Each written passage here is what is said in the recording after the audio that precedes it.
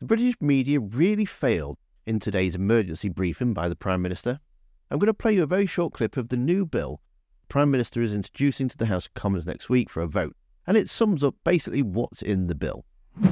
So the bill does include what are known as notwithstanding clauses.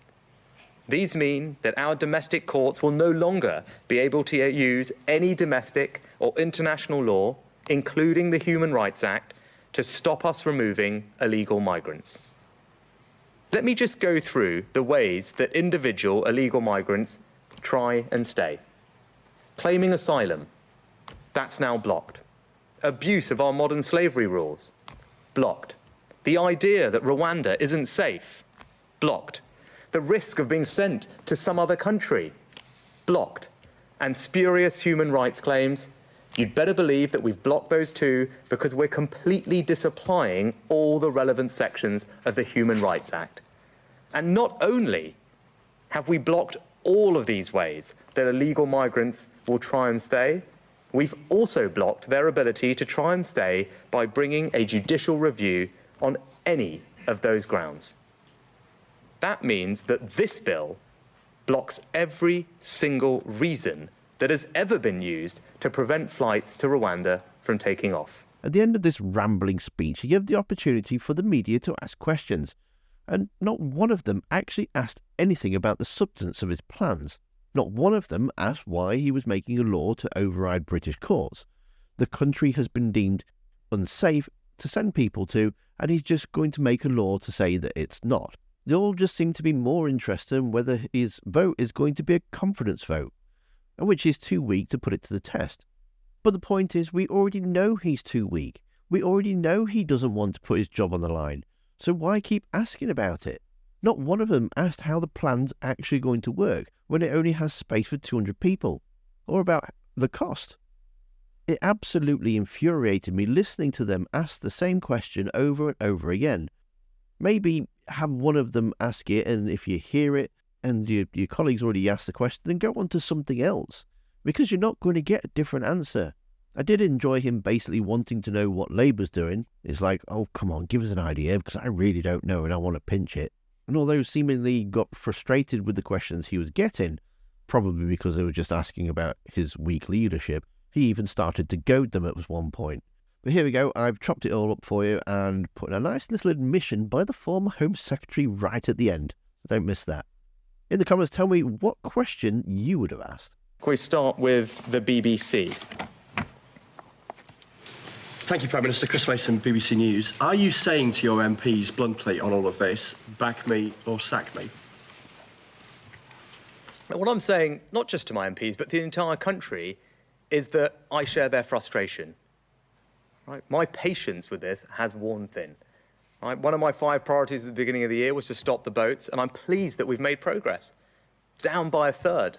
For the first ever time, by the way. That shows that our plan is working, but we've got more to do. And that's why this legislation is so important. We've got to end the legal merry-go-round that has blocked us from getting our Rwanda scheme up and running. That's what this legislation does. That's what the new treaty that the Home Secretary signed this week does. And it will mean unequivocally that Rwanda is safe, and there should be no more blocks to our ability to get people on planes and send them to Rwanda, because that is critical. Next, can I turn to ITV? Prime Minister, you've made clear that stopping the boats is one of your biggest promises to voters, and you're also telling us this legislation is the way to do it. So can I ask you, will next week's vote be treated as a vote of confidence in your government, and will you throw Conservative MPs out of the party if they defy you? You don't know, but what this vote is about confidence in Parliament to demonstrate that it gets the British people's frustration. I get it. I'm acting on it. So actually the real question when it comes to all these votes is for the Labour Party, because I want to get this legislation on the statute books as quickly as possible. That's what we're all about. We've moved at record pace since the judgment to get the treaty, to get the bill introduced. So the question now is the Labour Party. Because we've got, but we've got a plan, right? We've got a plan to pass this legislation, and I want to pass it quickly, right? But I'm not hearing from anyone else that they've got a plan.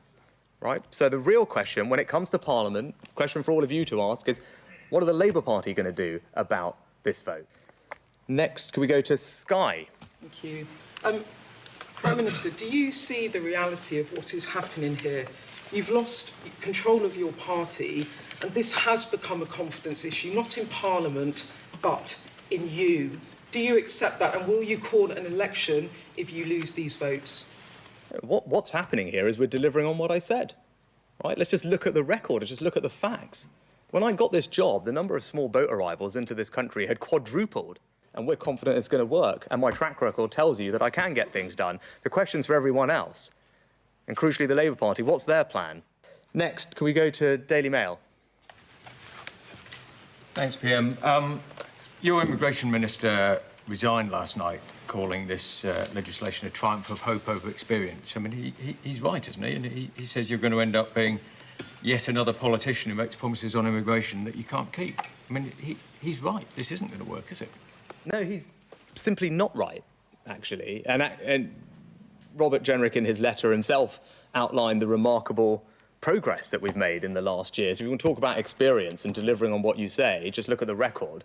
Right? I'll repeat it again. I know we've had it a few times, but it is bear repeating. Numbers of crossings down by a third. This is the toughest legislation that has ever been passed on this issue. Let me just go over it again, right? It deems Rwanda safe using a notwithstanding clause. Right? We haven't done that before. That means that no one can second-guess Parliament's decision or any interpretation of international law. It makes clear that it's our Parliament that is sovereign. It disapplies relevant sections of the Human Rights Act so we can stop people making spurious claims. And we've stopped people bringing judicial review on any of these grounds. We've stopped them claiming asylum. We've stopped them claiming modern slavery, right? We have blocked each and every avenue that anyone has ever used in the past to frustrate their removal. All of those avenues have been shut down. The Conservative Party faces electoral oblivion in a matter of months. George Eustice actually quite surprised me the other day and asked a rather sensible question, which isn't something you normally get from a Tory. And if you want to know what that question was, then you need to watch the video that's on screen now. Don't forget to hit the like button. Thanks for watching, and I'll see you next time.